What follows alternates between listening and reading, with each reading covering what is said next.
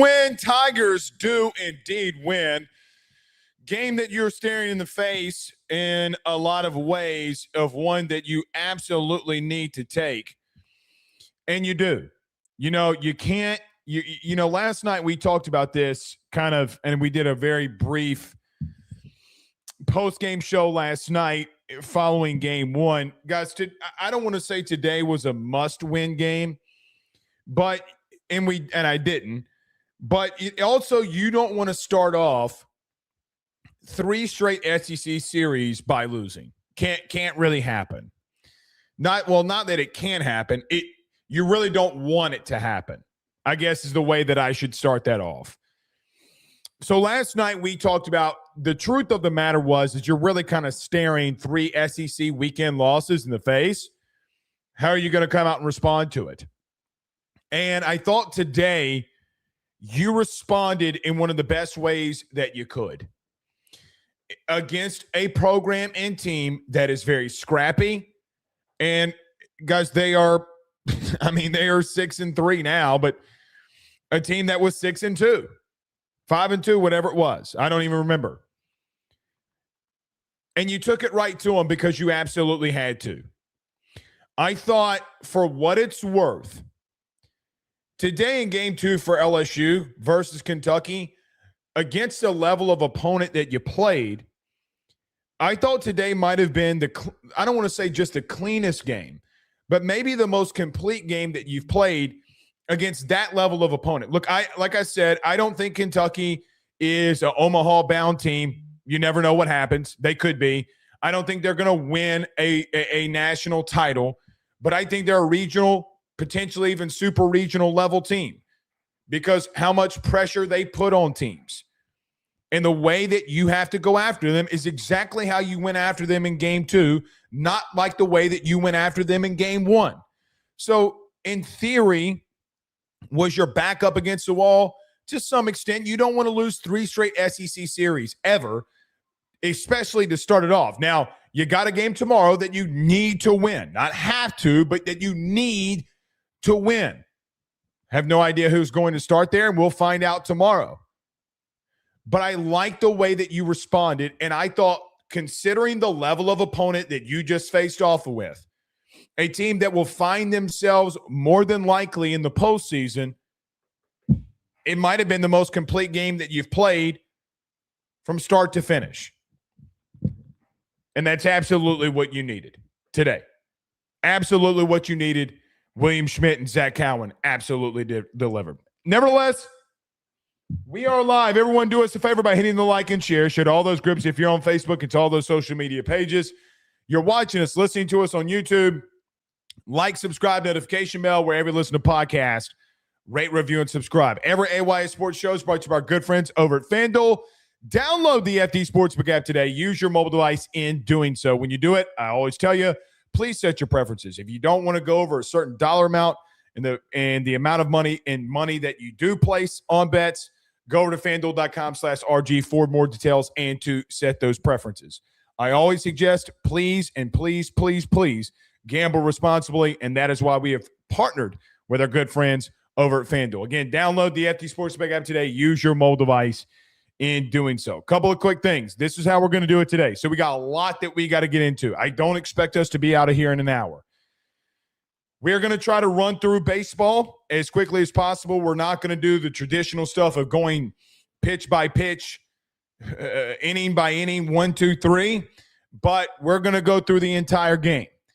After we do the entire game, I was also out at spring football practice day 3. Yes, we will get to Gabe Relaford's situation. Text messages don't really lie. I don't think the Relaford can't necessarily want it out right now. That's neither here nor there, but he does have a season-ending injury. We will get to that. And things that we saw day 3 in spring football. So we got a lot that we need to get to here tonight. So I suggest it is Saturday night. Buckle in, put on some AirPods, tell the wifey, tell the husband, well, baby, we just got a lot that we got to get into here tonight. Do us a favor by hitting the like and share to all those groups again. If you're on Facebook and to all those social media pages, like, subscribe, notification bell, wherever you listen to podcasts. rate, review, and subscribe. There's a couple of ways to get involved in the show. You can send in super chats. You can become a member on the YouTube channel. Whatever you suggest or want to do, you can do. We will be here to answer all of those. So William Schmidt started game 2, the first time he had started in a game 2 this season, obviously with the Cooper Moore injury. William Schmidt starts game 2. Now, he did start last Saturday, and, well, shoot. Hold on, pause.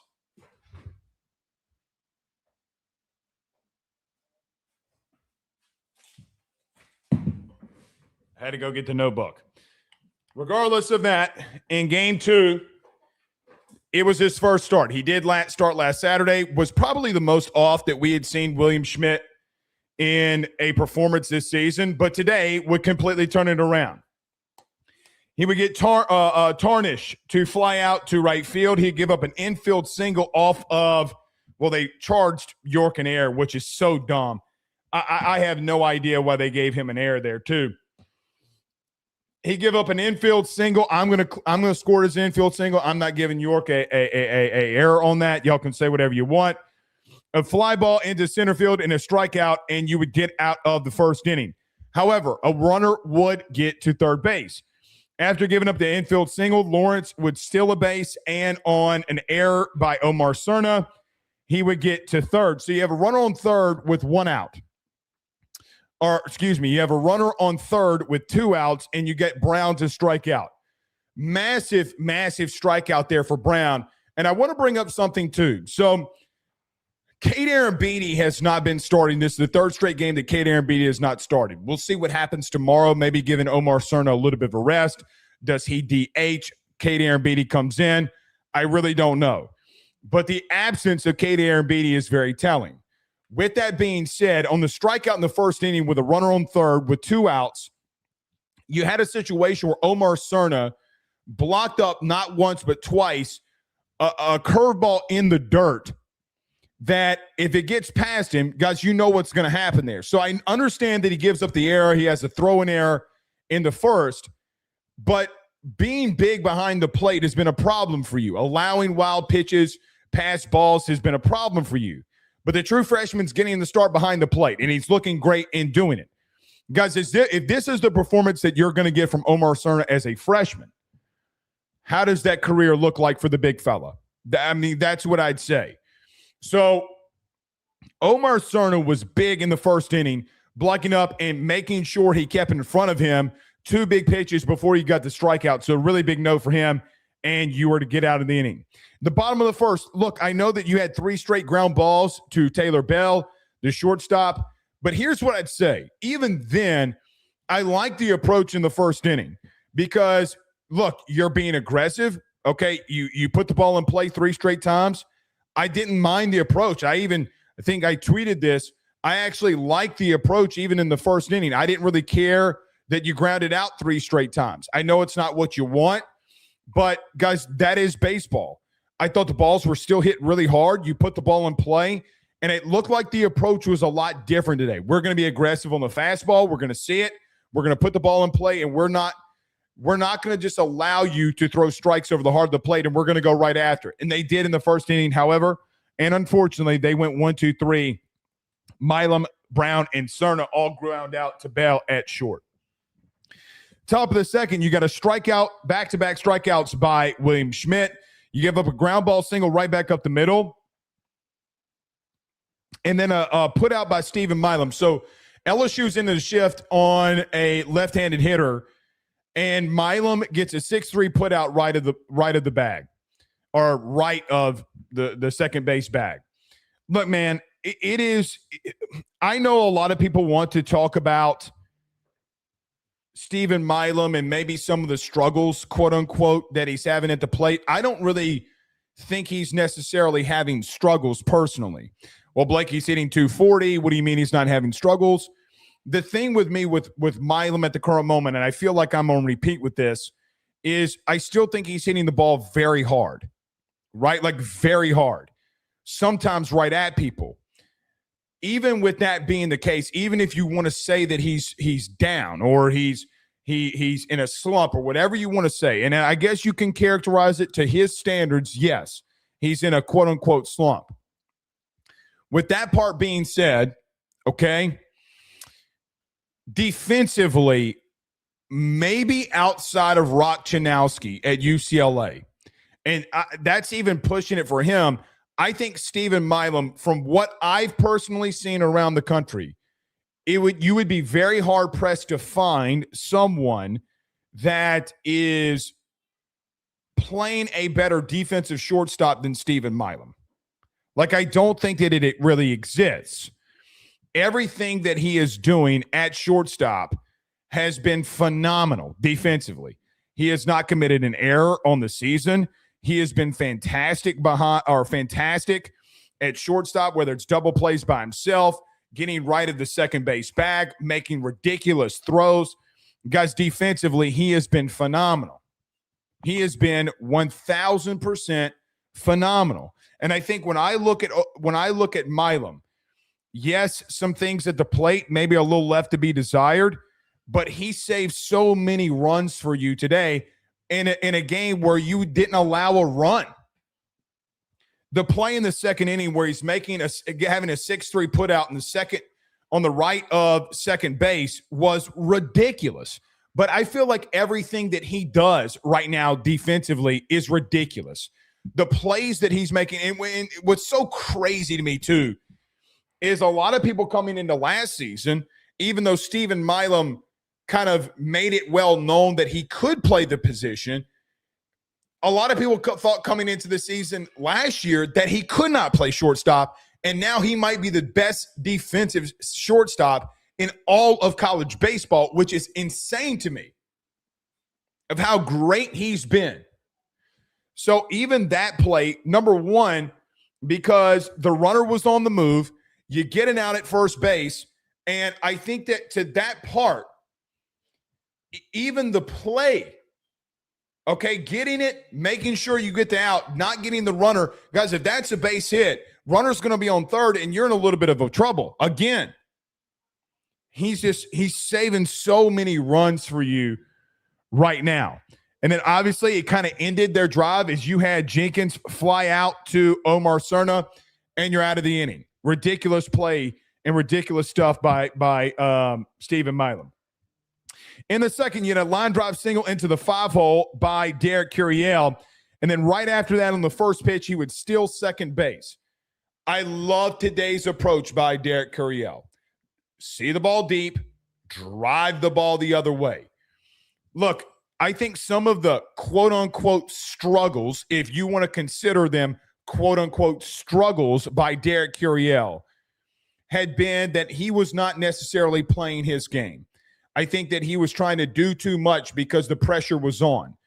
Today, when it mattered the most, Derek Curiel when you needed him the most, did exactly what he needed to do. Ball got deep into the zone. I'm going to drive the ball the other way. He did that. First pitch, steal into second base. Now, a couple of pitches later, he would try to steal third. You can't have the first or last out at third base. I know that he's trying to make something happen. It was a really good throw. Ironically, it was my son, Ben, I was having a conversation with. I was like, look, buddy, he's like, he's going to steal third. I'm like, I hope he doesn't, because you can't really risk that. He did, and he was out. I don't know if Jay called that. I don't know if there was something that Derek was seeing. That's unfortunate. But it is a little bit more unfortunate because you had Dardar right after that would walk, and then John Pearson would hit a bloop double into left field that could have scored a run, would have scored your first run if Derek Curiel were at second base. So it didn't come back to haunt you, but here's what I'd say of why I don't really care about it. I don't care about it because it's not that I don't care about it because you won, but let me tell you what I think that I saw here. Okay, you hate that the run didn't score, but I saw a team all day today who felt the ultimate amount of pressure and played like that they had no tomorrow. Like Derek Curiel stealing second on the first pitch. I'm like, brother, they are being aggressive as shit. Like, this looks like a team that kind of feels like everything that I knew that they could be in a lot of ways. Steal second. You try to steal third. You're out. Okay, it sucks. It really stinks. At the same time, guys, they are putting so much pressure on Kentucky that Kentucky's kind of like, oh, shit. What are we going to do? You're kind of walking them down. And then pressure on top of pressure on top of pressure. Meanwhile, Seth Dardar then delivers and having a 7-pitch walk, and then you have a bloop single by Pearson, or bloop double by Pearson that's got runners on second and third. It really just felt like that you were ready for the moment today. As ironic as baseball is, last night I stated it felt like everything until this point, the moment was a little too big for you. Today, it just wasn't, when ultimately you don't want to lose 3 straight SEC series and you get it done. Does it stink? Yes. Do I absolutely love the aggressiveness to try to change something up when you've been losing? Yes. So normally I would be quote unquote upset that you're trying to steal third base and that you got out. Today, I'm not really that mad, to be completely blunt with you. You're trying to be aggressive. You get done what you need to get done, and you get out of there. But Dardar, who's having an exceptional series so far, has a walk. You have a bloop double into left field by Pearson. Zach York hits a sac fly RBI into left field, and you would get your first run. Then Mason Braun, who had an exceptional game today, him and Dardar, the bottom of your lineups, have been the ones that have really kind of stepped up for you here. Hits an RBI double, line drive into right field, doing everything humanly possible that you need to do. You know, at some point, the baseball gods were going to give you something. How many balls have you hit so hard right at people for you to get 2 bloop doubles in this game? Like last night, you got a bloop double by Dardar. Today, you get a bloop double by Pearson. And then York comes up and he gets a sac fly RBI. Do exactly what you need to do. Doing exactly what you need to do. Put the ball deep somewhere, or, I mean, you can't really hit the ball to the right side because they're kind of playing up. Hit the ball deep somewhere where you get a run, and you do that. So Dardar has had pretty exceptional series so far, but, I mean, you've hit the ball very hard at a lot of people. Like, I think of Jake Brown's line drive to first base today. Like, guys, that sucks. It's an exceptional play by the first baseman when he jumps up and he catches a line drive that probably would have been a double. Maybe if it gets off into the corner, maybe even a triple, considering how fast Jake Brown is. But then 2 times this series, you got 2 bloop doubles. Baseball. Baseball incompetence. When the aliens come down and they say, Mr. Blake, can you explain baseball? That's what you explain to them. That's how you explain baseball. That is just it. So you got done what needed to be done. Mason Braun coming up. Young man looked ready to roll. In the first pitch, he hits a line drive double into right field. Look, man, it is difficult to be able to come into as a freshman and be an everyday starter. What Derek Curiel did a season ago is not the norm. It's not the norm. It is the exception to the overall rule. So Derek Curiel doing what he does, that's what makes him so special. But Braun, if he continues, and Cerna, if he continues, guys, you got 2 true freshmen in this lineup that are producing for you at a high level. And Braun did it today beautifully, and you're able to get your second run in the inning. Stanfield would ground out to the shortstop, and you get out of the second. Top of the third, Schwartz hits an infield single deep into the 6 hole. Really not a play for Milam. He does make the throw, but it's too late. But it was this infield single, nothing that he could really do there. Tarnish would hit a fly ball to Stanfield in left field, and then you have a hit and run ground ball single into the 6 hole. So typical Kentucky, man. They're going to get guys on. They're going to force the hand, and they're going to make you try to make the play. And defensively today, I thought that you needed to be sharp not only today but in the series, and I don't think that you played bad. But you got runners on first and third. So you got runners on first and third and 1 out. Again, William Schmidt delivers. He gets his 3rd strikeout on Bell, their best hitter, and Brown to fly out to Derek Curiel, and you're out of the inning. Phenomenal. Absolutely phenomenal. Bottom of the third, Milam would walk. However, he would get thrown out at second base. Omar Cerna was supposed to accomplish a hit and run. Here's another thing that I could be mad at, but I'm not going to. Omar's got to know the signals. Now, Jay Johnson was not happy in the fourth when Milam walked. You try to put on a hit and run in a 2-0 count, and you're unable to accomplish what you need to accomplish. I don't like coming down on freshmen all the time, especially when you're missing signals. However, you're 28 games into this. You need to know. You're still technically a freshman, but guys, you're going to be in game 29 tomorrow. And you are halfway through the season. So, with all of that being said, I don't like coming down on freshmen. I understand it, but Milam draws a walk and gets thrown out at second because you don't accomplish a hit and run. And even if he is thrown out, the pitch was a ball. It was ball 3, but you got to swing, even if it's super duper late. So Jay trying to push all the right buttons. Cerna, the true freshman, does not execute, and you get thrown out at second base. Omar Cerna would then walk 2 pitches later, but then Curiel would fly out to the left fielder, and you're out of the inning. Top of the fourth, again, you let runners on damn near in every single inning. At least Schmidt did let runners on every single inning, but it just never bothered him. Never once bothered him today. You give up, Hindle would walk to start the fourth inning, but then a 6-4-3 double play with a ground ball right back up the middle where Milam would field it, toss it to Seth Dardar, who would make a really good turn at second base, and a 6-4-3 double play, and you're out of there. Again, I don't know what else I can say about Stephen Milam. Again, we could have any conversation that you want to have about Stephen Milam at the plate at the current moment, even though today he had a 2 RBI double.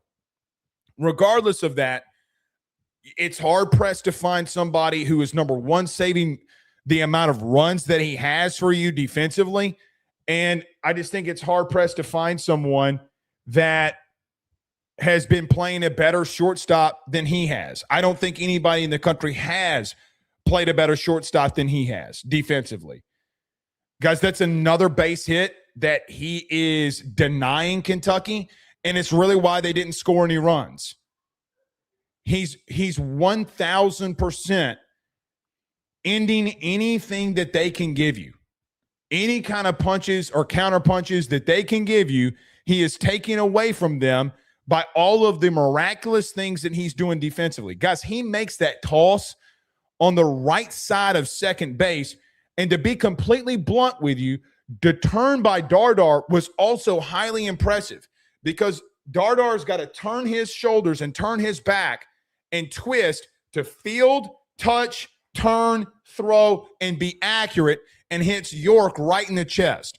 Again, when I started off the show today and I said I felt like today was the most complete game considering the opponent that you played, I completely mean that. I 1,000% completely mean that. Doesn't mean that you win the series. Doesn't mean that you win tomorrow versus Kentucky. Doesn't mean any of that. But let me tell you what it does mean. What it does mean to me is I know that when your back's up against the wall that you got that level of fight in you. Because Seth Dardar has not been playing. Seth Dardar got benched. And he's drawing walks. He's making really good plays defensively. The play and the turn that he had in the fourth inning at second base, I thought was some really, really great stuff by him. Not only the field turn, the way that he had to twist and make an accurate throw, hitting York right in the chest. You got a big target. That was phenomenal. And then you end their run basically in the fourth inning because they would fly out or Hansen would fly out to Derek Curiel and they're out of it. And you're 1, 2, 3 and you're in and out of there. You never let Kentucky breathe. You never allowed them to take a breath even when they got momentum started. Every single inning, you killed their momentum. Even when they got a runner on third base, you would kill the momentum. You would stop the bleeding. You would stop the snowball effect which quite honestly has been the one thing that's killed you all year long. All year long is that you have not been able to stop the bleeding. The fourth inning is the play of the game for me. The double play by Milam to Dardar is the play of the game for me. Because you just showed yet again, guys, you're talking about a game on March the 38th. We're not even into April yet. Guys, you still have all of April. You still have all of May.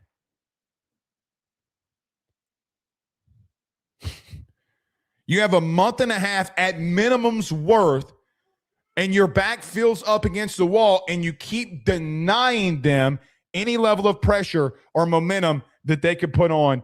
It's absolutely exceptional. Speaking of the fourth, guys, it's where you won the game today.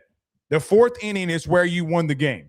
Because after you make, and let me say this before we go into the bottom of the fourth. Positive momentum is contagious in baseball more than any other sport, in my opinion. Now, you can talk about basketball when teams go on runs and things like that. Sure, right? Like 1,000% I'm with you. But I think in baseball, it just means so much when you can put that level of pressure on someone. You come out of the fourth inning and get a 6-4-3 double play, and you get a fly ball and you're out of the inning. Well, then you turn right around in the fourth. Dardar would walk back-to-back plate appearances where he's on base. Guys, he's having an exceptional series. I hope the young man continues. I love to see seniors, and I don't mean this in a wrong way. I don't know if Seth Dardar is going to get drafted, play in the league, any of that kind of stuff. He wants to play here. It means something to him. Wearing the purple and gold means something to Seth Dardar like it would mean to us. Guys, he grew up here. He wants to be here. So to see him having success this series, not only when you need it most, but for him, guys, you're going to want to root for that. So he starts the inning off with a walk. John Pearson hits a fly ball into right field. And then York would walk as well.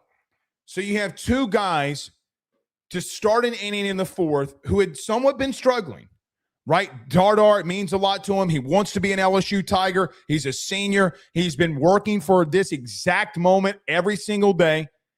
And he's got three doubles on Friday. He's got 2 walks to start off today's game. And then you have York, who also draws a walk and has a sac fly. The guys that have been struggling at the bottom of your order are not struggling today. But it was Mason Braun who came up in the fourth inning and hit a 3-run bomb into right field that blew this game wide open and quite honestly ended it. The young freshman in the bottom of your order yet again delivered.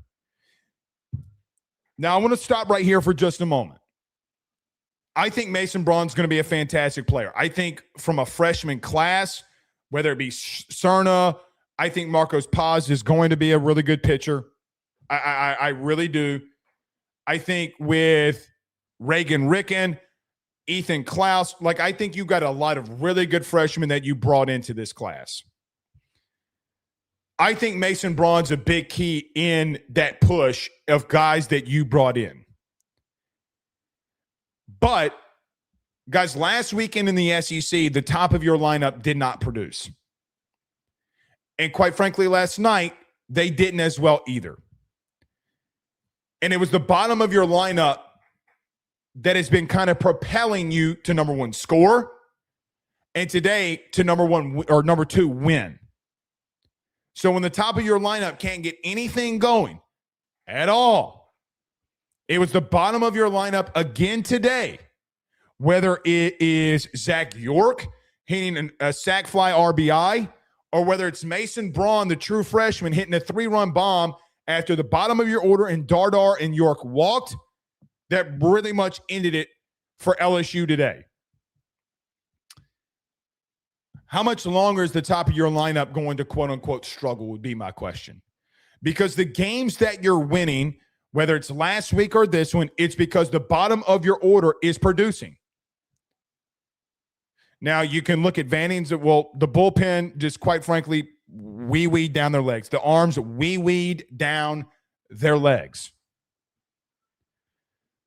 But the God's honest truth is that we need the top of this lineup to really start getting going here and getting going quickly. Because the bottom of your order has started to kind of pick it up to the last two games. If the top of your order does again, guys, you'll win the series. And you got big series next weekend. So really good stuff. Mason Braun, man, we need the bat. We need him to get going. What I'm really intrigued to see tomorrow is how Jay, utilizes this lineup. Don't think that you can keep out Omar Cerna, and I surely don't think that you can keep out Mason Braun. I don't. So for that point alone, how does Jay maneuver this lineup tomorrow? Do you let Cerna catch and then let Aaron Beatty catch in the midweek? I don't know. I don't know what's on Jay's mind, but we'll see. But Mason Braun surely gave himself another start tomorrow because of the things, or at least an appearance, based off of what he did today. So the fourth inning's where you absolutely ended it for yourself. Defensively, again in the fifth, you just kept putting pressure on them and being elite defensively. Finally, when you are doing some elite stuff defensively is when you win. You had a hit by pitch on Jenkins to start the fifth, and then you had a wild pitch that would advance him to second base. You had a Schwartz. Schwartz would have a 6-3 put out and a line drive single into the gap in the 5-6 hole, so runners on first and third. So a hit by pitch, a wild pitch gets him to second, a single in the left field. The runner would not try to score from second base, and you have a runner on first and third with one out. Lawrence would hit a fly ball to Jake Brown in right field, and Jake Brown would throw an outright hose to Omar Cerna at home, and you would get a double play on an absolutely ridiculous throw by Jake Brown to home. And I know that Mingione tried to talk about obstruction and all this shit, and Jay got pissed, and Mingione got pissed. Mingione just look, man, he gonna cry about everything, to be blunt. He's gonna cry about every single little thing. However, guys, we know what Nick Mingione is. He's a crybaby. Wham, wham, wham, wham, wham, wham. He is a massive crybaby. But guys, defensively, you played your best game today. You played your best game today. So in the fourth inning, I have a ridiculous double play by Stephen Milam, and I have a ridiculous play and catch and throw by Jake Brown on the money to get an out. I don't know why Nick Mingione sent the guy at third, because it's not like the ball was very deep. It wasn't deep at all. It's his fault that he sent his own runner in that situation. You're down 5. You have a situation where you need to start getting runs quickly. I understand the thought process, but Jake Brown's just not the dude to test. You did test him, and you got your ass hosed out at home. The bottom line remains, it's not – that's – so, again, I keep coming back to this. So, because we're going to run through the 6th, 7th, 8th, and 9th pretty quickly here. We'll talk about Zach Cowan as well here. That's what I mean about the best and most complete game that you've played all season. Game 2 versus Kentucky is the most complete game LSU baseball has played. Look at what you did defensively with Stephen Milam, with some of the ridiculous plays that he made at shortstop, deep in the hole, making elite throws, a weak grounder to him, making an elite throw, the double play with him and Dardar, and then the double play with Jake Brown in the 5th inning where he gets the fly ball, throws home, and you get a double play on the guy trying to tag up from third. Elite. So you're hitting bombs, you're putting the ball in play, you're barely striking out, you're walking a lot against a high-quality opponent. Again, Kentucky's not the best SEC team that you will see. That's probably Mississippi State, to be blunt. However, against the level of opponent, they're probably overall, in my opinion, like I think they give Oklahoma a real run for their money. But even if Oklahoma is better than them, holistically speaking, which they very well may be, truth of the matter is, against this quality of opponent, this was the best game that you played. And it comes on the heels of how many elite stuff that you're doing defensively. See, with the bats and the arms, like those things will be up and down as the season goes on. Defensively, you have not been consistent. And today you were highly consistent, and that's where things really got rolling there. So really good stuff by Jake Brown. Absolutely great throw, great catch and tag by Omar Cerna as well. You couldn't get really anything going in the fifth. Yeah, Jake Brown and Dardar that both struck out. Cerna did hit a line drive single into right field. Top of the sixth, Schmidt, this would be his last inning. He gave up a walk, a fly ball, and a ground ball single into the 5 and 6 hole, and then Zach Cowan would come in with 2 runners on. I thought Schmidt threw really well. I mean, you would like for there not to be that many runners on.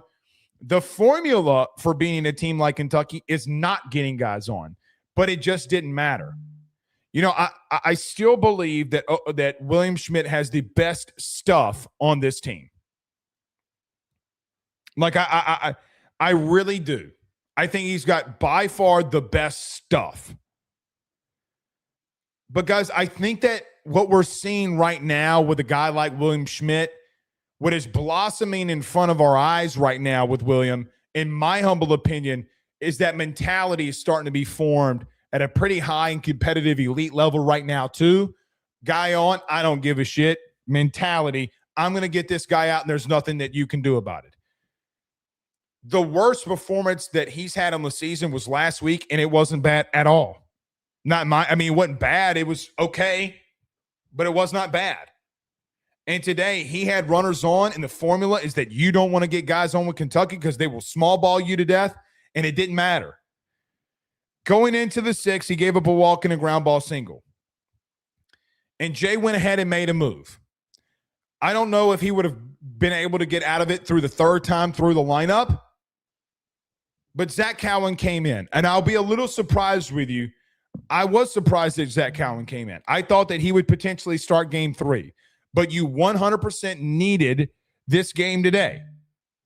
And you can't have a collapse of the bullpen like you've been having to give up a game 2 and lose the series. So you go with a very reliable arm to get you out of the jam. And Zach Cowan, who was exceptional today, got that thing rolling.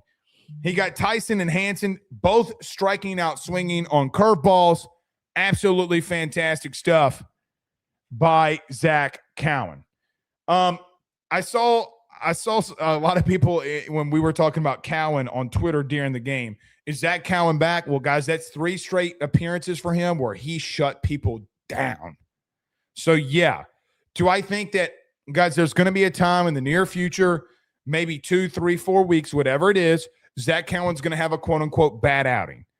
The truth of the matter is Vanderbilt, Oklahoma, and Kentucky today, he absolutely shoved. He shoved against these dudes. So that's 3 straight high-level outings for Cowan. We'll get to that in just a little bit more.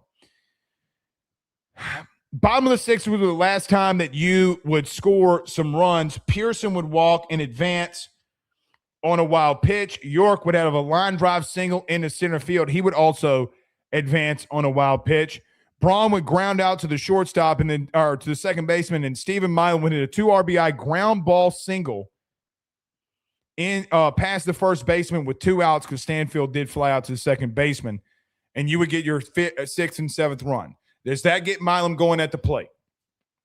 You needed it. That was the dagger. The ultimate dagger was the Milam 2 RBI ground ball double into right field past the first baseman's glove. I hope he gets going, but he's hit the ball way too hard for not to get some luck. I thought that was a little bit of luck on that to get that double, but I don't give a shit how he does it as long as he did it. So again, we talk about some of these guys that have been struggling for what it's worth. Pearson gets a walk. You have a line drive single in the right or in the center field by Zach York. Who, guys, Zach York's had a pretty exceptional weekend. He got a base hit last night. He's got a base hit today. He drew 2 walks. He's got a sac fly RBI and a strikeout. I will take that every single day. Every single day I will take that from him. It's winning baseball. It is winning baseball. And hits are contagious. Walks and getting hits right after are contagious. Stephen Milam comes up with 2 outs, and 2-out hitting today was also pretty exceptional. Gets a 2 RBI double past the first baseman's glove, and you get out of there. And you know what? Jay Brown just lined up to first base. The dude had to make a ridiculous play on it. Baseball. Again, when the aliens come down and ask you about baseball, that was it. Let's get into Zach Cowan here, because you would not score another run. I mean, Brown would have a bloop single in the left. Dardar would walk again. He was his 3rd walk of the day. Pearson would walk again. Guys, the bottom of your lineup 1,000% deliver for you today. Let's get into Cowan. So he's coming off of striking out the last 2 batters that he faced in the 6th inning. He would start the 7th inning with another strikeout, so 3 straight Ks by Zach Cowan. He would get Schwartz to ground out to Seth Dardar and a fly out by Tharnish into center field. Top of the 8th was to be the only time he would get in quote-unquote trouble. Lawrence would hit a ground ball to second base and get out by Seth Dardar, but Bell would walk and Brown would hit a line drive single right back up the middle. So you got your 2nd and 3rd hole hitters where Cowan gives up his first hit and his first free pass. All right, well, you're up 7. Can you kind of get out of this? You really don't want this to kind of snowball on you, because you don't really want to go to anybody in the pen to end this one. You don't want to have a bad situation. So how can you end this 8th inning? And all Zach Cowan did was he got Hindle and Cerny to strike out swinging for his 4th and 5th strikeouts in the 6th, 7th, and 8th. Now going into the 8th inning, back-to-back Ks to completely deliver for you. Zach Cowan was exceptional today. Exceptional. That's 3 outings where guys against high-quality SEC opponents. I mean, again, they've got 6 wins in 3 weekends, does Kentucky. 6 wins in 3 weekends. Guys, that's winning every series by average. Let me repeat what I just said. They swept Alabama, they had a win at Ole Miss, and they have a win against you. That's 6. Doesn't matter if you can get to 15 to 17 to 18 to 19, whatever it is. They're not getting to 18 or 19. But, I mean, guys, they have 6. They're 6-3 in the league. That's a high-quality opponent that he's going out there and shoving on. Shoving. Now, I don't know what happened in Vandy in Tennessee. I don't know if Vandy walked him off again. I don't know. But, I mean, just shoved. Absolutely shoved. In the 8th inning, in the 9th, went 1-2-3. He got Hansen and Schwartz to strike out and Jenkins to ground out to the shortstop. So Zach Cowan was really elite today, man. He gave up a hit. He comes into the 6th and gives up 1 hit through 2/3. So 1, 2, 3. So 3 2/3 innings for Zach Cowan, and he got 7 strikeouts. That is insanity. He got a couple of ground balls and a hit. Delivered for you, man. Delivered. I really did think. I was talking to John Eads today at football practice. Speaking of football, we'll get to that next. I really thought we were just kind of bullshitting about this. I really thought that he was going to go to Cowan tomorrow, to be blunt. I didn't ask around. It doesn't really matter to me what he does. But I really thought that he would start on Sunday. Dude, he just keeps delivering. And the thing is if he's going to do that out of the bullpen, Jay I do think Jay made the right move, because if that's what you're going to get in the level of what Zach Cowan does out of the pen, by all means, why would you change that up? And I think it's a good strategy, right? Like, if somebody like Cowan is having that high level of success, I know that Cooper Moore is out for 2 to 3 weeks, looking like it's going to be 3 weeks. Why would you do that? Why would you take a guy who's been getting into a groove and take him out of that groove. I mean, every single time he's coming in on Saturdays, and every single Saturday the last 3 weeks, guys, if he does it again next weekend, please, sweet God, name of the Father, Son, and the Holy Ghost. If he does, you have a month straight worth of him dominating SEC opponents. Sign me up. Sign me up. So you really needed that from him as well. No way. No way. Pause. Time. Pause from the action. Vandy walk-off bunt won. They won in the 16th, says Mikey. No way. No way. I got to go watch that game, y'all. I got to go watch that game. Wow. Wow. Because they walked off. Y'all correct me if I'm wrong. They walked off Tennessee last night, didn't they? If I'm not mistaken, they walked them off last night too. Oh, man. Jeez. Wow.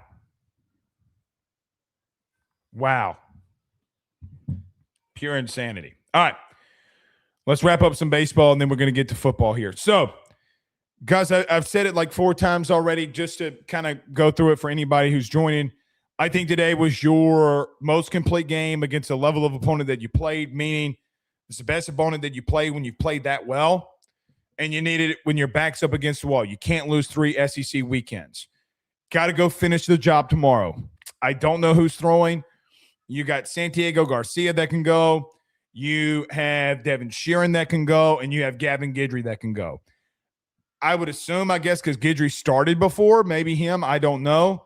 Santi Garcia, I hope it is Santi Garcia, to be completely honest with you. Kind of give him something else to look at with the left-handed side of things. And they have a lot of left-handed bats. I would, but you're going to go to Santiago Garcia at some point tomorrow. I'm assuming Devin Fontenot would come in and pitch at some point if need be. But you really need a massive delivery for whoever starts for you tomorrow. I mean, Guidry started before. I wonder if he does it again. He did go 75 pitches last weekend. So I don't know. I have no idea what Jay's going to do there. But you got a chance to go and deliver tomorrow, and you got to go win it. You got to go take a series.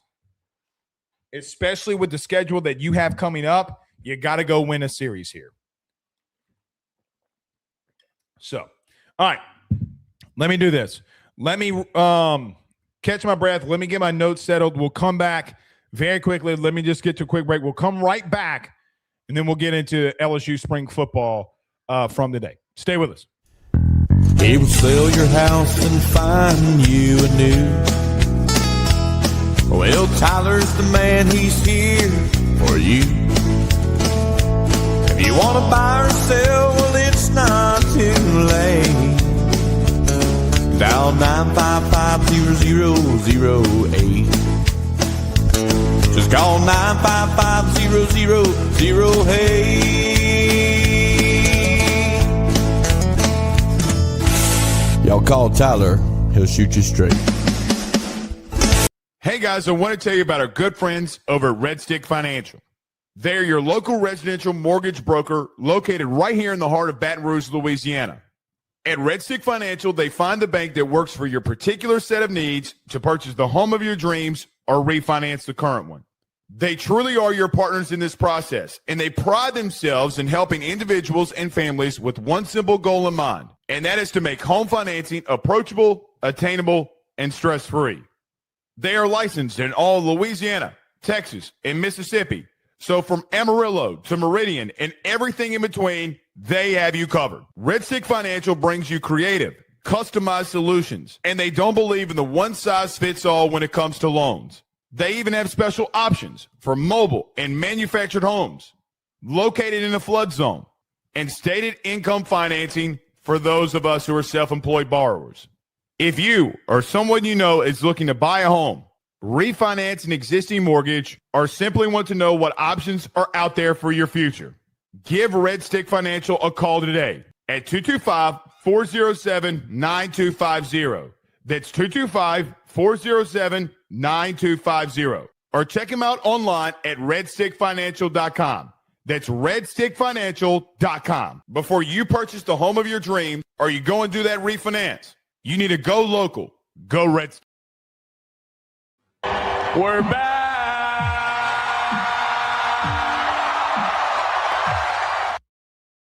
All right, let's start off with this. So there was some news that was reported today about Gabe Relaford and him being out, I don't want to say for the season, but will be out for an extended period of time because of an ACL tear. Here's what I know.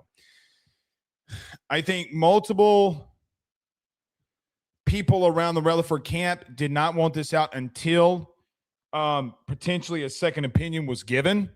Not that they necessarily needed it, but I know that majority of them in the Relaford camp wanted it per things that I was told. It is very unfortunate, and it stinks that Gabe Relaford is going to be out. It stinks. You had a situation right last year where he tore his rotator cuff, and then now he has a torn ACL. And guys, I'm just spitballing here. I'm just saying he has the surgery because we're done with March. He has the surgery in April. So you have, like, even if it's early April, parts of April, May, June, July, August, September, October. October's the 7th month mark. So maybe even late November, he would pretty much miss the season. Now, I would assume that he took a red shirt last year. I would need to check into that. I haven't really. Maybe they even file a medical red shirt for him so that he can have more years. I don't know what they're planning on doing. We're far away from that. The thing is that really stinks because I thought on Thursday when we were out there, which unfortunately the day that, he looked really good. You have a lot of guys at the edge position and guys that will need to step up. So we talked about the edge position this past Thursday. I thought Trent Henderson looked really good, just being completely honest with you, as a true freshman. You still have Cobbins and Carpenter that are there. You need Jaylen Brown and Jordan Ross to really take a step forward here. Because I feel like we all know what Prince Will is going to, and the ability that he is going to be able to give you at the one defensive end spot. It is, of my opinion, through 3 days of being out there and talking, talk to some personnel that was out there today for LSU and just chatting with them. The level of speed that I do think that you have on the edge is a little bit, I say, ridiculous in a good way. Like, it is ridiculous how much explosiveness that you do have on the edge. Jordan Ross encompasses that. To kind of end this thing, however, and we will talk about the edge position in just a moment in that more of detail, I hate it for Gabe Relaford. That sucks. It sucks. There's no other way to put it. There's no other way to characterize it. I feel bad for him. This is one of the, because, guys, he is a good player. I know that yesterday he tweeted something to the effect, or I'm pretty sure he tweeted that he just wants to play. He just wants to ball. And I feel for him emotionally. I really do. I really do. Guys, I have not been where he's at playing at LSU and tearing an ACL. I've been where he's at from an injury standpoint, however. I will tell you, after coming off of multiple ACLs, personally, where he had a rotator cuff and an ACL, sometimes you are met with high levels of adversity. Shit, guys, your starting quarterback for the New Orleans Saints literally kind of went through something very similar. Very similar. I just don't know what to say. Like, I wish it didn't happen.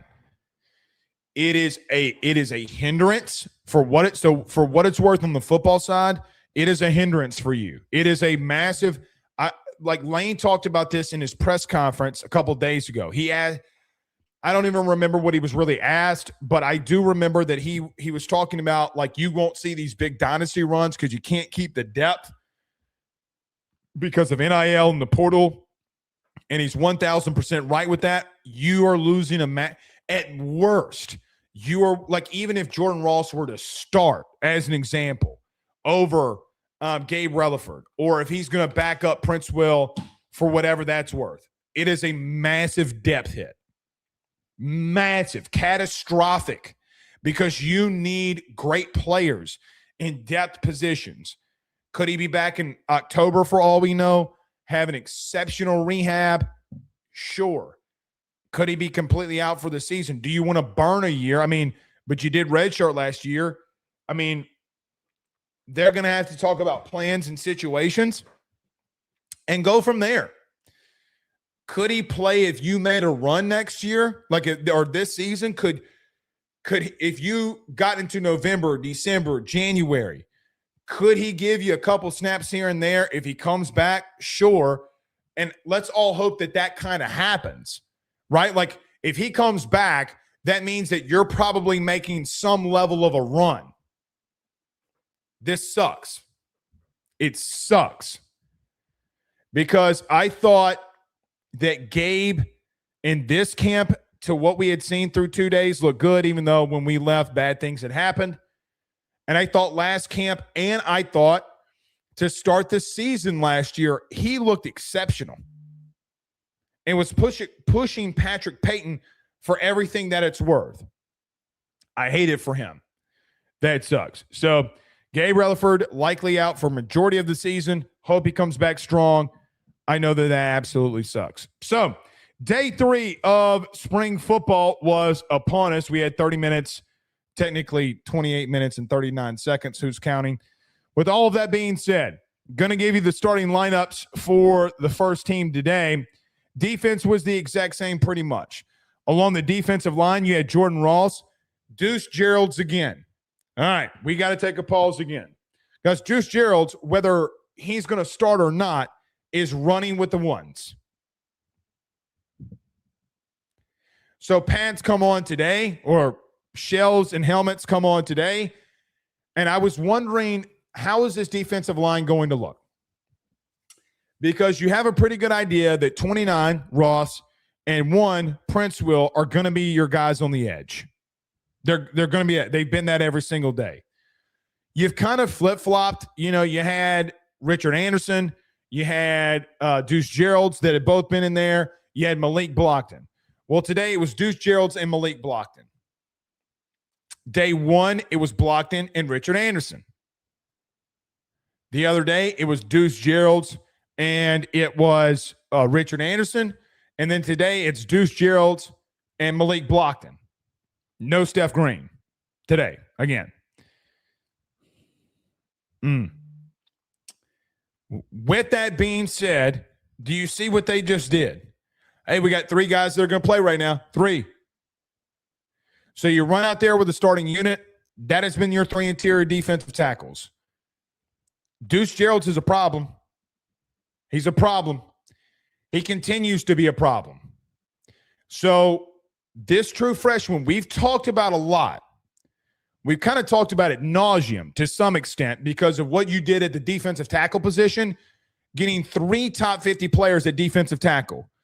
So far, it has been Deuce Gerald's who has been the biggest benefactor of that, along with Richard Anderson.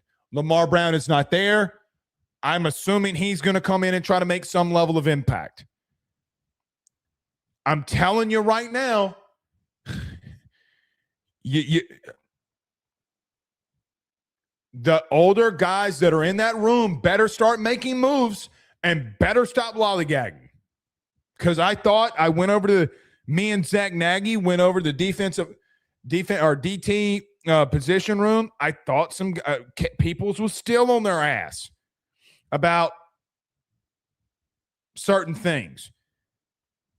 Deuce Gerald's is a problem, though. I keep saying this. Before camp even started, We did some members only content. People don't like when I say that. I'm leaving you, members only, whatever.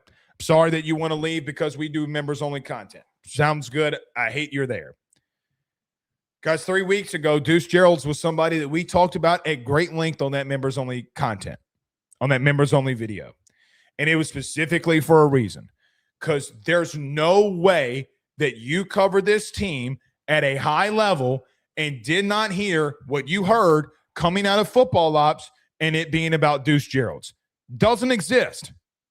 Like, just does not exist. 47, 94, and 99. So Richard Anderson, Malik Blockton, and Deuce Gerald have been your dudes. Lamar Brown come in here and give you, are you going into year one and you have 3 freshman defensive tackles that are going to play for you and maybe Don McKinley rotates? Because that's what it's, we're not out there for team period. And maybe Lane's throwing us a maybe he's throwing us a slider and a fastball count. I don't know. I know Blake Baker don't roll like that, though. Guys, this is the 3rd season that we're going on with Blake Baker as the defensive coordinator here.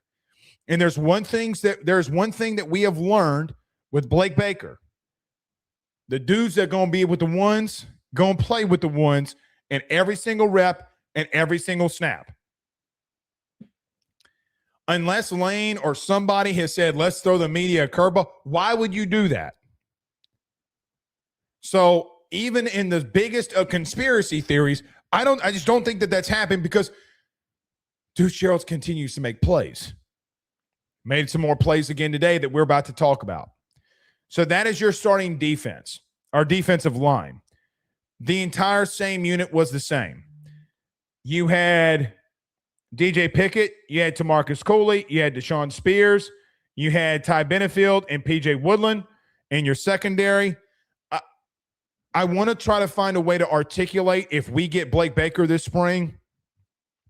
If we do get Blake Baker this spring, I'm really intrigued on asking him a question about his thought process of the safety position. I thought Ty Benefield would go to that star role. That was my thought. I do think that they have the ability to do some unique things there. This is the 3rd straight day that you have Deshaun Spears at the star. So when the formation flips, like, for example, if you have strong side, you will have Deshaun Spears back out, Tamarcus Cooley go over, and Benefield down in the slot and the star. They've kind of just been rotating that safety room like a big safety situation, because you have 2 big safeties on the field. Ty Benefield, by the way, continues to shine. So your secondary is the same. Your linebacker room is the same. Whit Weeks still not out there. TJ Daugherty, Keys in at linebacker. So that is your starting defense as it stood out. Same offense. Landon Clark today at quarterback. Same offensive line. You had 77. You had 70. So you had Seaton. You had Harper. You had Moore. You had Ball. And then you had Weston Davis. I'm going to get to offensive line in just a second about something. You had at the wide receiver room, you had Jackson Harris, Winnie Watkins in the slot, who I think Winnie Watkins is having a hell of a spring. And you had Jace Brown at the other outside boundary guy. And yet again, guess who's in the slot? Tre'Davious Green. So they're doing some unique things with him.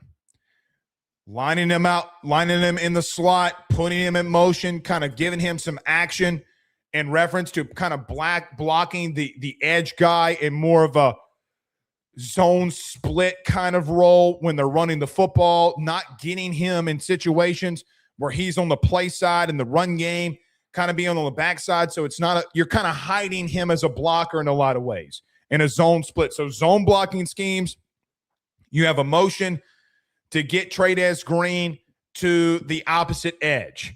So he's not in the play side of this, and you got a flow there already, and then hitting him on the back, or I say backside, on the play side, on the strong side. but he continues to be a stand-up, non-hand in the dirt tight end.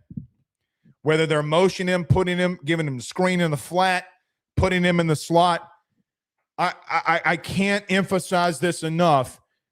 There's just nobody on this team that I'm more intrigued by with your current head coach and your current coordinator and the current philosophy of how they call offenses. There's nobody on this team I'm more intrigued about how they utilize than Trey'Dez Green. So you have a third straight day of them being so unique with him. My question to Lane a couple days ago was to try to bring that out. He gave another exceptional answer there.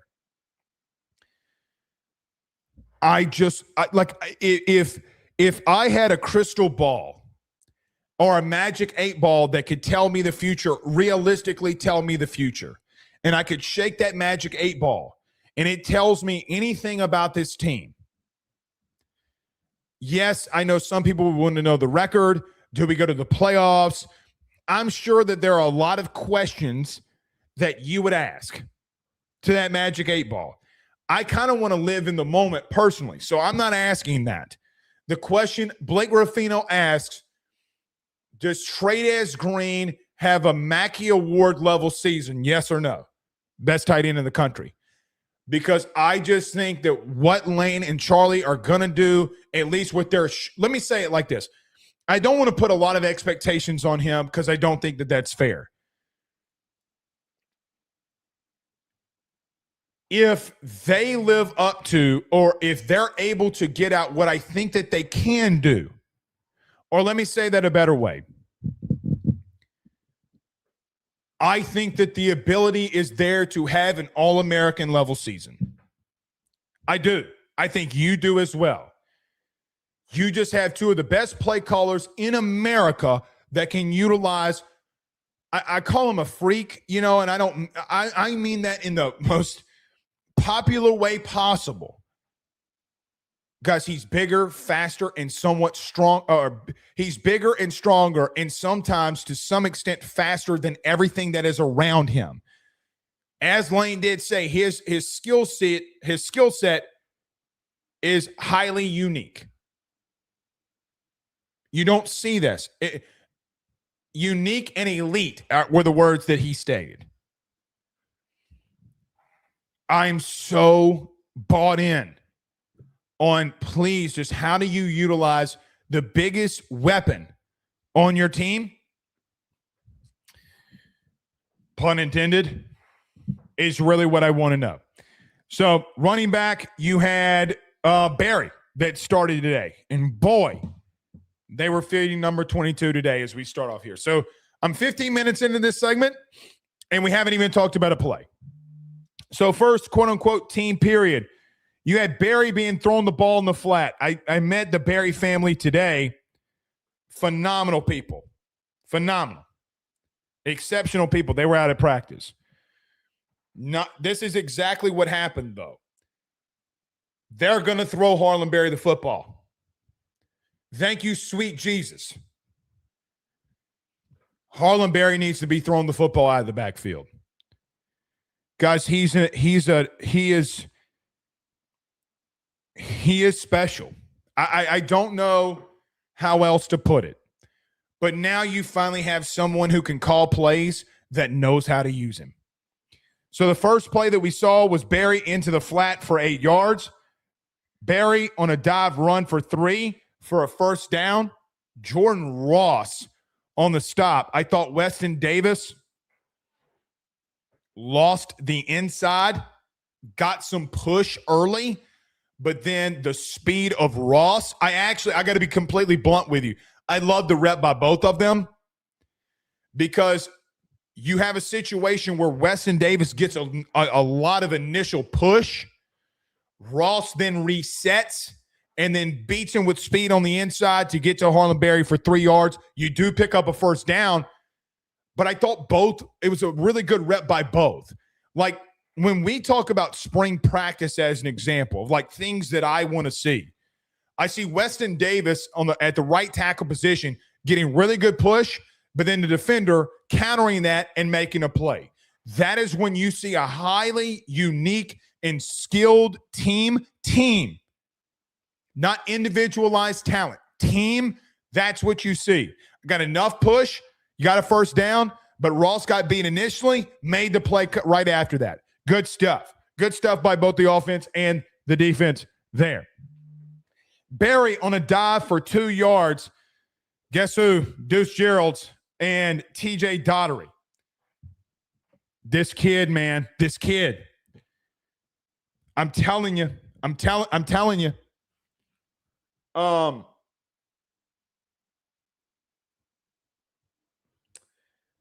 You can't put expectations on a freshman. This kid can play. I mean, I look, as a freshman, you're going to have problems. You're going to have issues. There's a lot to learn. There's a lot to go. There's a lot to take in. You're just kind of starting class. You haven't been through a fall. I just don't like putting any expectations on young men, not as freshmen. I hate it. I don't like it because I just feel like any bonuses that I get from a true freshman are lanyap. Unless you're the number 1 overall recruit, which you do have in Lamar Brown, unless that is the situation, I just don't really expect anything from you. Not really. I expect you to get some reps if you're a top 50 player coming into high school. Get some reps. Be that unique and good where you might not start, but you're going to get playing time. This kid is something. He is something. I think for me, with Deuce Gerald, that stands out the most is how quick he's off the football. However, we had a guy like this last year in Bernard Gooden in a lot of ways. But he's bigger, right? Like this kid's 287, 280, 290. So let's just say by the fall, he's able to get to 290, 295 and keep that level of explosiveness. Sky's the limit for the big fella. Mark my words. Sky is the limit for that big fella. 6 foot, let's just say 290. Explosiveness is the word that you need to use. I keep saying that word in spring. I've been out to a lot of practices. The last 5 years, this is our 5th straight spring of being at practices every single day. And outside of Brian Thomas Jr., Malik Neighbors, and Jane Daniels, outside of those 3 players, and Mansour Delane to add in there on the defense, and A.J. Halsey, guys, I'm just being real with you. This is different. What we're seeing right now from the freshman class, the explosiveness that you have at wide receiver, the way that you look on your defensive line, how explosive you are along your defensive line. BK, God bless it. The first time I've done that. When Lane says it's just different, I know what my eyeballs are seeing. My eyeballs are, and I should throw Will Campbell in there too. I don't know why I missed him. But what I'm seeing is this overall more talented team. You can't, my eyeballs aren't lying. I'm telling you, individualized talent-wise, my eyeballs aren't deceiving me. Individually, you're there. And you're getting it from freshmen. You're getting it from all over the place. Deuce Geralds is a problem, man. We're talking this much on a simple 2-yard dive. It's just he's so explosive. And Ball is having a problem getting to him on the opposite side of things. So when he's on the opposite side zone, he's just crossing face. Exceptional. Winnie Watkins on a motion. When he comes in motion to the left, or from right to left, he runs an inside slot out route that is completed by 15. Let's stop right there on a couple of things. Number one, Winnie Watkins has been the most impressive to me this spring at wide receiver. There's a couple of things with that. Number one, he knows what to do in this offense more than anybody. There's not a player on this team outside of Devin Harper that knows on this offense what to do more than Winnie Watkins, and it's going to benefit him. It already is. He's been through this before. This kid can play. He can play. You're trying to find connection with Levitt, Longstreet, Clark. You're trying to find all of these special things, and you're trying to get timing down and all these different things that are going on. You're trying to get all that complete. But Jackson Harris hasn't been here. Trey'Dez Green has been here, but he hasn't been with Lane. Jace Brown has not been here. Trey Brown has not been here. The rapper, I forget the gentleman's name at the current moment, the rap name, forgive me, he has not been here. You get what I'm saying. Corey Barber does look the part, by the way. We hadn't talked about Corey Barber. But Winnie Watkins has been through this and knows what he needs to do on every single play. And it's benefiting him, and he's standing out, in my opinion, because of it. So a 15-yard out, just an elite route being run. Absolutely nothing that the DB can do. I mean, I was going to say something I would really regret.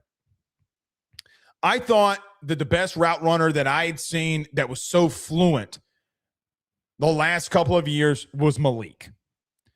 I'm not saying he's Malik, but he has that route running ability. He's not bigger. I do not believe he is faster. He's definitely not stronger than Malik, and how strong Malik really was in a lot of situations. However, this kid is a flat-out dog when it comes to route running. He is smooth on the point of attack. He is so smooth.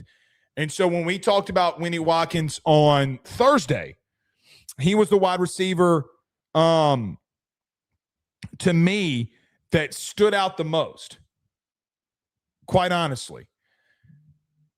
When we have gone through these practices, again, the high-level first-round talent guys that you've had. So we've seen Jaden, we've seen Malik, we've seen Will, we've seen BTJ, we've seen Mansour Delane, right? Like these first-round NFL dudes, like the ones that we just mentioned off. And I throw Halsey in there because I think Halsey's a top 60 player in this upcoming draft. I really do think he's that good. We've seen first-round level talent. Winnie Watkins' route running, to me, looks that crisp. It is that good right now. He's benefiting off of being in the system. How quickly can some of these other guys start figuring that part out too will be another thing. But a 15-yard out by Winnie Watkins. Really, really good. Barry on a dive for 4 yards. So this was the first time that ball really got on Deuce Gerald's. They have a basic inside zone or a dive, basic inside zone, ball got him. You get one, I get one. You get a lick, I get a lick. Run for 4 or 5 yards by Barry. Got to be really blunt with you. I love the way that Barry hit the hole. You got a backside cut that he has there that gets closed by Keys really quickly.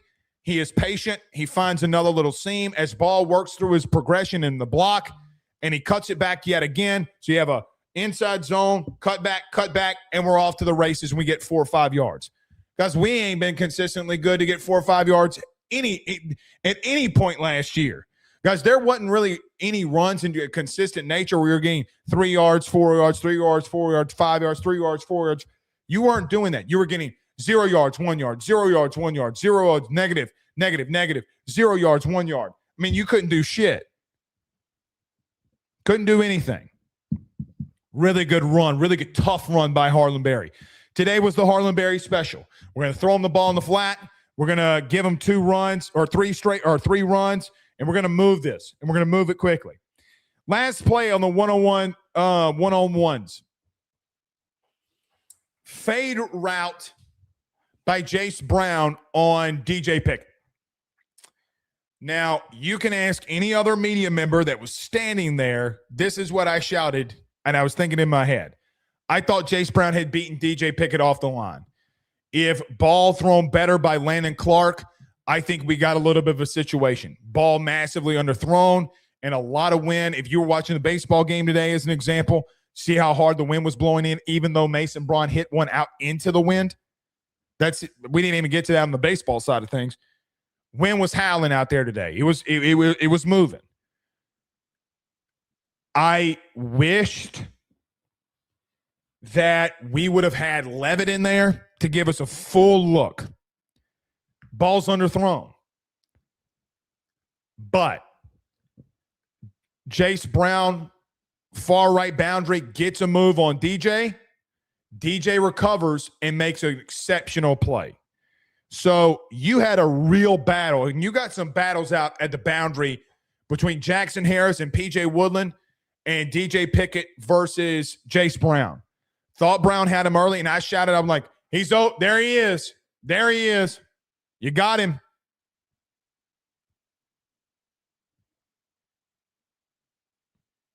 You got him.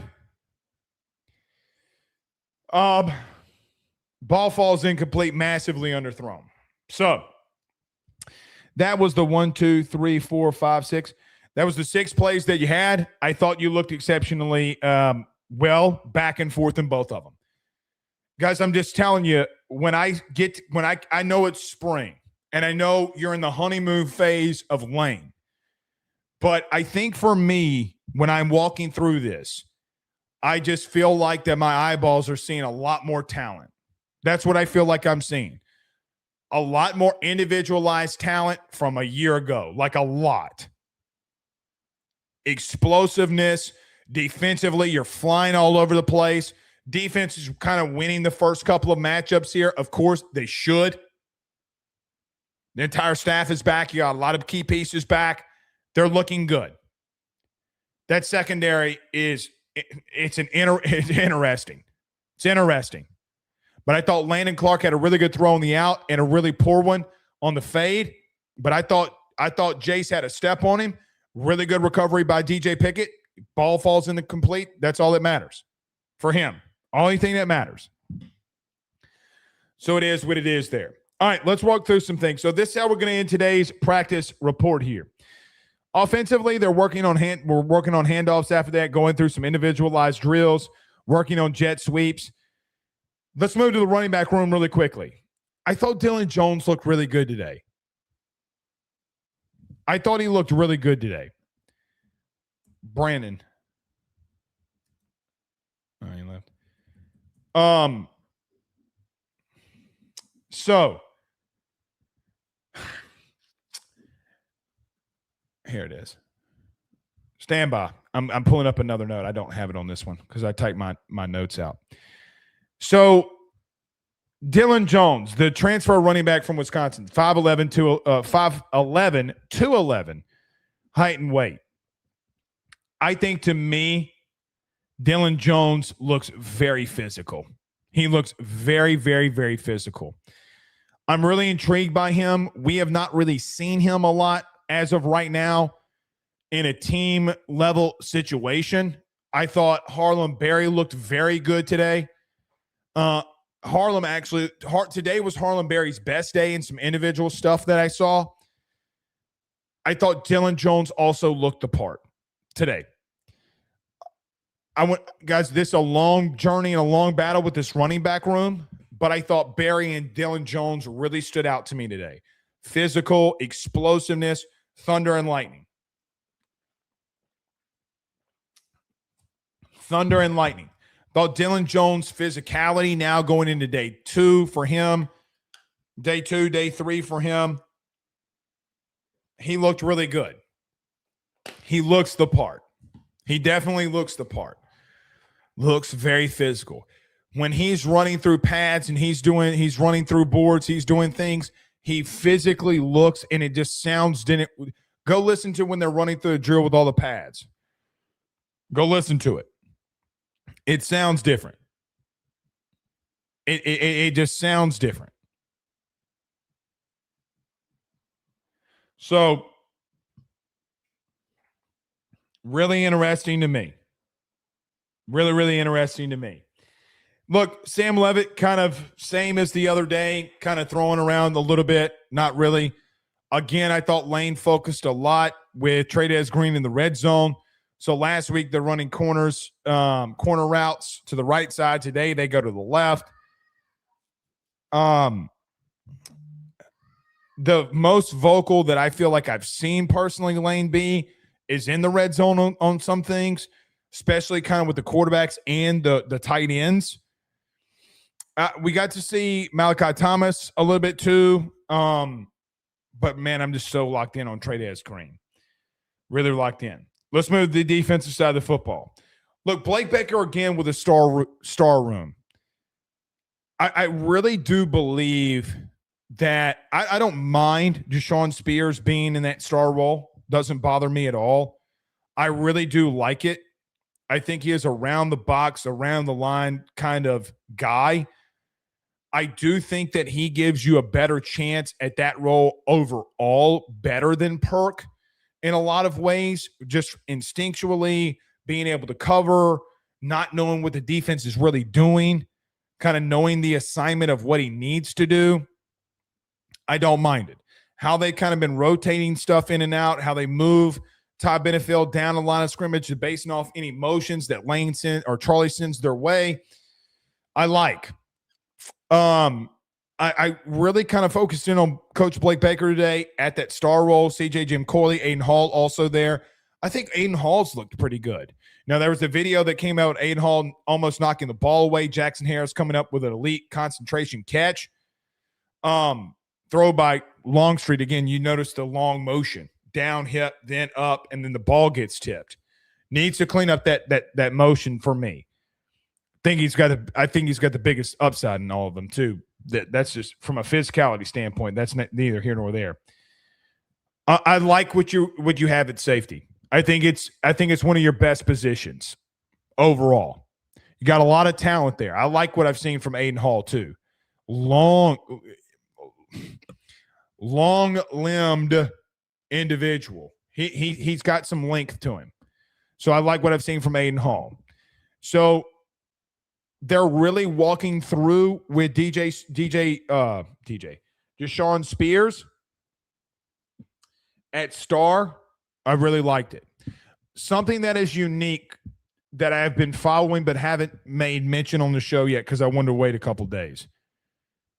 You have two guys at edge right now coaching.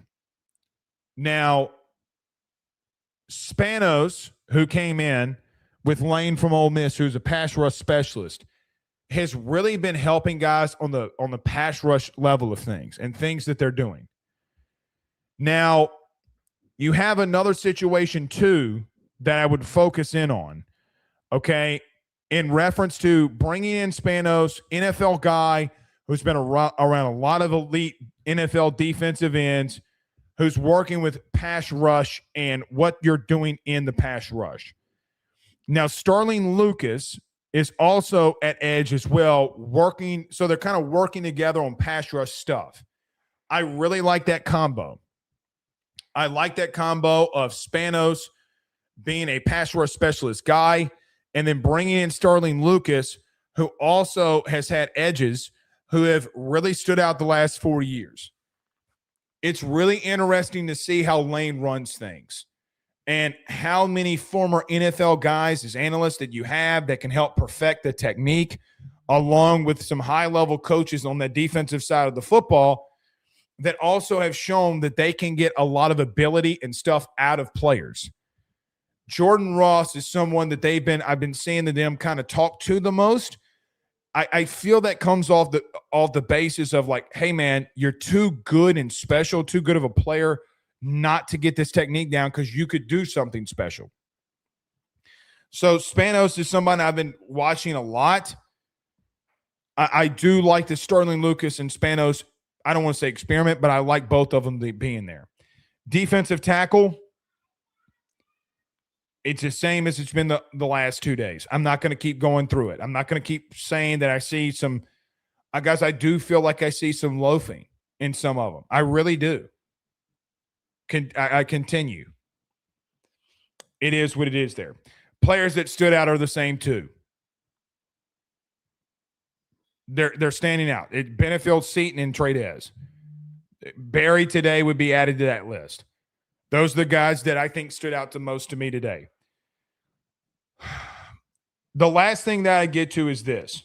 So I was talking to somebody when we were walking out.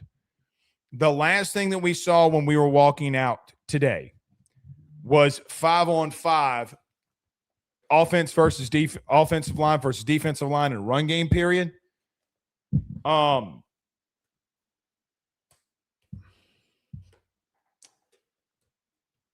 So 5 defensive linemen down, 5 offensive linemen down. You ain't had that level of physicality in the last 4 years in the run game. And it hasn't happened. Not from both sides of it. We have not yet. So I'm going to just say, I mean, it was like 3 reps of high physicality that we got to see as walking out. Here's what I'd say. We have not seen enough of this offensive line. I think because of where we're positioned and where they're practicing, we just not have been able to see enough. I need to see more. You try to get over there to them, you really can't, based off of the position that we are. Can you make out who's there, where players are where? Yes, there's too much stuff in the way to really focus in on them. I know that you can, but for me, maybe someone else can do this. Maybe they have better vision than I do. I think it's way too tough to make out. I need to see more of them and want to see more of them. It is the one position room for me going in the spring that I wanted to see more of that I just simply have not been able to.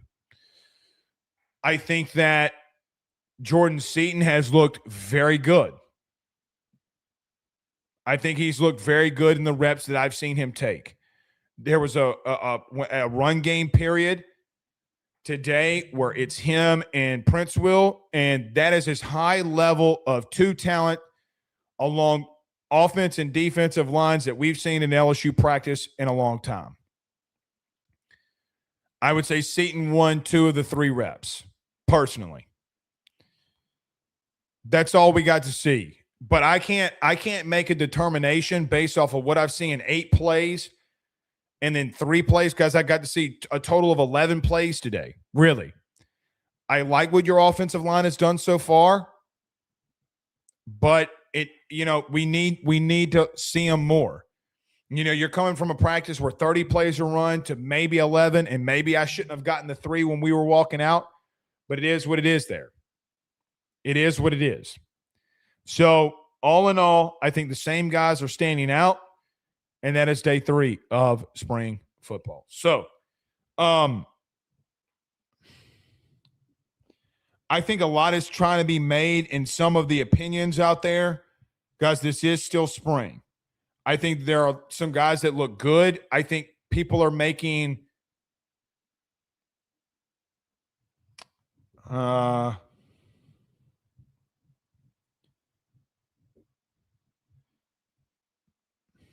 don't know. I think some opinions out there are a little like, this is it, what's happening, and I don't know how I want to word it. But all in all, I think you look good. I think it's gone good. Now, we hadn't seen anything other than that, but we'll see.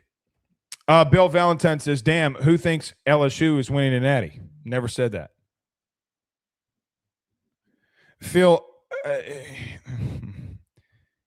I do not share the opinion with you that Garrett is going in the first or second round. All right, let's get to the super chat and we're out of here. TJ the Average with a $5 super chat says Cowan was pitching so good that even I was like, check the glove ump. Buddy got to be cheating. Yeah, I mean, it's what he did last year. Struggled coming out of the gate, dominated probably 3 or 4 weekends in the SEC, had a bad last couple of weekends, had a bad outing in the regional, and then was really good in the super. Maybe that's flipped. Then dominated in the College World Series. So sometimes it's a little hit or miss. Right now, it's been all hit. It's been all hit. All right, we're out of here. An hour and 37-minute show on a Saturday. Who would have thunk it? See y'all soon. Peace.